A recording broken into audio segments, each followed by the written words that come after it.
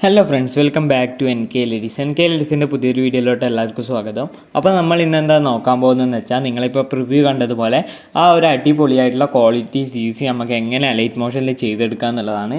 ഒരു അടിപൊളി CC തന്നെയാണ്. ഓക്കെ, അപ്പം നമ്മൾ ഇതുവരെ ചെയ്തതിലുള്ള ഏറ്റവും വെറൈറ്റി CC എന്ന് തന്നെ പറയാം. ഓക്കെ, മുമ്പ് നമ്മൾ റെക്റ്റാങ്കിൾ മാത്രം യൂസ് ചെയ്തിട്ടൊക്കെയാണ് നമ്മളൊരു CC ചെയ്തിട്ടുള്ളത് എങ്കിൽ ഇത് കറൻറ്റ്ലി ഡിഫറെൻ്റ് ആണ്. അതായത് ഫുള്ളി നമ്മൾ വേറെ രീതിയിൽ റെക്റ്റാങ്കിളും പിന്നെ കുറച്ച് സർക്കിളും കാര്യങ്ങളൊക്കെയാണ്, പക്ഷേ അതൊരു അടിപൊളി CC തന്നെയാണ്. ഓക്കെ, നിങ്ങളുടെ വീഡിയോസിലൊക്കെ യൂസ് ചെയ്യാൻ പറ്റിയ ഒരു CC തന്നെയാണിത്. അപ്പോൾ നമുക്ക് നേരെ വീഡിയോയിലോട്ട് പോകാം.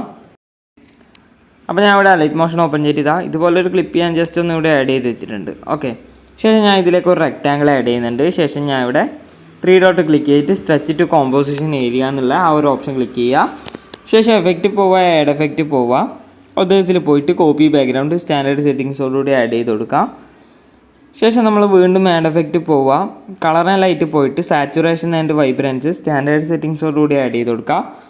സാച്ചുറേഷൻ്റെ വാല്യൂ -20.5 സെറ്റ് ചെയ്യുക. ഓക്കെ, ശേഷം വൈബ്രൻസ് നമ്മളൊരു 1.50 സെറ്റ് ചെയ്യുക. ഓക്കെ, ഇനി നമ്മളെന്താ വേണ്ടതെന്ന് വെച്ചാൽ നമ്മൾ വീണ്ടും ആഡ് എഫക്റ്റ് പോവുക, കളർ ആൻഡ് ലൈറ്റ് പോയിട്ട് എക്സ്പ്ലോഷർ ആൻഡ് ഗാമ സ്റ്റാൻഡേർഡ് സെറ്റിങ്സോടുകൂടി ആഡ് ചെയ്ത് കൊടുക്കുക. അതിൽ എക്സ്പ്ലോഷർ വന്ന് 0.10 സെറ്റ് ചെയ്യുക. ശേഷം ഗാമ വന്ന് 1.50.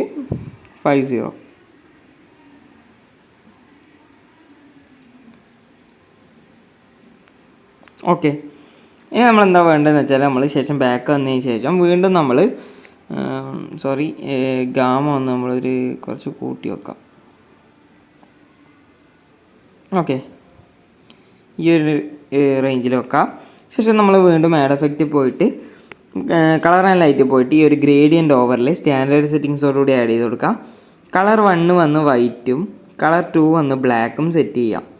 ഓക്കെ, ശേഷം നമ്മളിവിടെ താഴേക്ക് ഒന്ന് മൾട്ടിപ്ലൈ കൊടുക്കാം, ബ്ലെൻഡിങ് മോഡ് മൾട്ടിപ്ലൈ ആക്കി കൊടുക്കാം.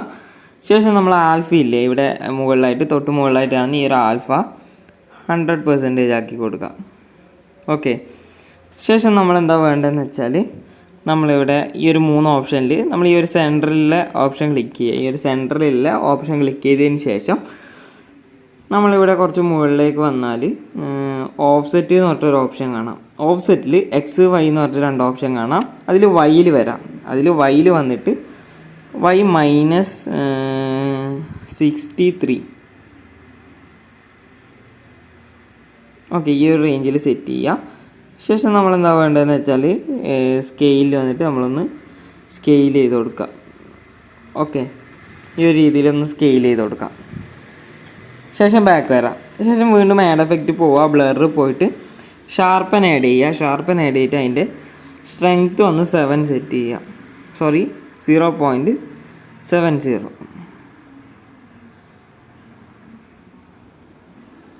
ഓക്കെ, അത് സെറ്റ് ചെയ്തിട്ടുണ്ട്. ശേഷം നമ്മൾ ഇതിൻ്റെ ഒരു ഡ്യൂപ്ലിക്കേറ്റ് എടുക്കുക. ഡ്യൂപ്ലിക്കേറ്റ് എടുത്തിട്ട് ആ ഒരു ഡ്യൂപ്ലിക്കേറ്റ് എടുത്ത ലെയറിൽ വന്നിട്ട് അതിൻ്റെ റേഡിയസ് വന്ന് നമ്മളൊരു 7 സെറ്റ് ചെയ്യുക. റേഡിയസ് 7.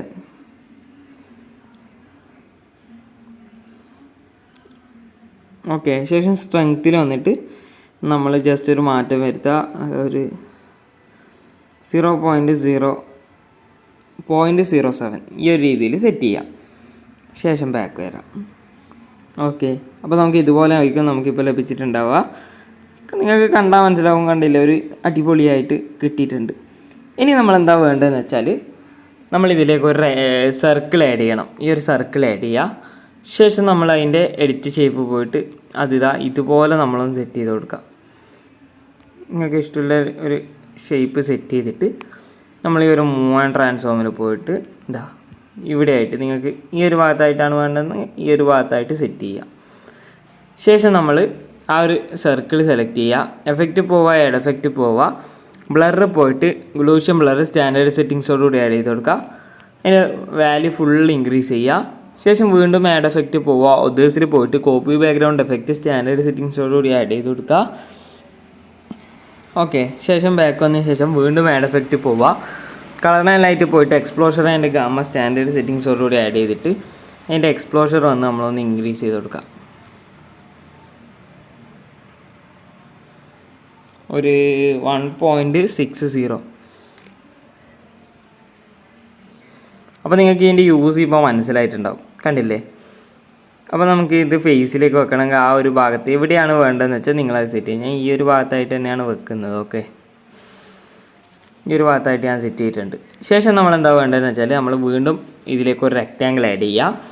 ശേഷം എഡിറ്റ് ഷേപ്പ് പോയിട്ട് നമ്മളതിൻ്റെ എക്സ് വാല്യൂ നല്ലോണം ഇൻക്രീസ് ചെയ്ത് കൊടുക്കുക. ശേഷം വൈ വാല്യൂ നിങ്ങൾക്ക് വേണ്ട രീതിയിൽ സെറ്റ് ചെയ്തിട്ട് മൂവ് ആൻഡ് ട്രാൻസ്ഫോം പോയിട്ട് ഇതുപോലെ ഒരു റൊട്ടേറ്റും ചെയ്ത് നമുക്ക് ഈ ഒരു സൈഡിലായിട്ട് സെറ്റ് ചെയ്യാം. ഓക്കെ, ശേഷം നമ്മൾ എന്താ വേണ്ടതെന്ന് വെച്ചാൽ നമ്മൾ ഈ ഒരു സർക്കിളിൽ ആഡ് ചെയ്ത എല്ലാ എഫക്റ്റും കോപ്പി ചെയ്തിട്ട് ഈ ഒരു റെക്റ്റാങ്കിളിലൊന്ന് പേസ്റ്റ് ചെയ്ത് കൊടുക്കാം. ഓക്കെ, ശേഷം ഈ ഒരു റെക്റ്റാങ്കിൾ നിങ്ങൾക്ക് അഡ്ജസ്റ്റ് ചെയ്യണമെന്നുണ്ടെങ്കിൽ എവിടെയാണ് വെച്ചാൽ നിങ്ങളൊന്ന് അഡ്ജസ്റ്റ് ചെയ്ത് കൊടുക്കാം. ഈ ഒരു രീതിയിൽ അഡ്ജസ്റ്റ് ചെയ്യുന്നുണ്ട്. ശേഷം എല്ലാ ലെയറും സെലക്ട് ചെയ്തിട്ട് വീഡിയോയുടെ എൻഡ് വരെ സെറ്റ് ചെയ്യുക. ശേഷം നമുക്കൊന്ന് പ്ലേ ചെയ്ത് നോക്കാം. കണ്ടില്ലേ, ഒരു അടിപൊളി CC തന്നെയാണ്. ഓക്കെ, കണ്ടോ, ഇതൊരു അടിപൊളി CC തന്നെയാണ്. നിങ്ങൾ ആ ഒരു റെക്റ്റാങ്കിളും സർക്കിളും വെക്കുമ്പം നിങ്ങൾ അതൊന്ന് ശ്രദ്ധിച്ചാൽ മതി. ഓക്കെ, അപ്പോൾ നിങ്ങളുടെ MP4 സ്റ്റാറ്റസ് വീഡിയോസിലൊക്കെ യൂസ് ചെയ്യാമെന്ന് എനിക്ക് തോന്നുന്നു. ഓക്കെ, അപ്പം ഇന്നത്തെ വീഡിയോ ഇത്രയേ ഉള്ളൂ. വീഡിയോ ഇഷ്ടമായി നോക്കുന്നു. വീഡിയോ ഇഷ്ടമായാൽ വീഡിയോ ലൈക്ക് ചെയ്യുക, കമൻറ്റ് ചെയ്യുക, ഷെയർ ചെയ്യുക.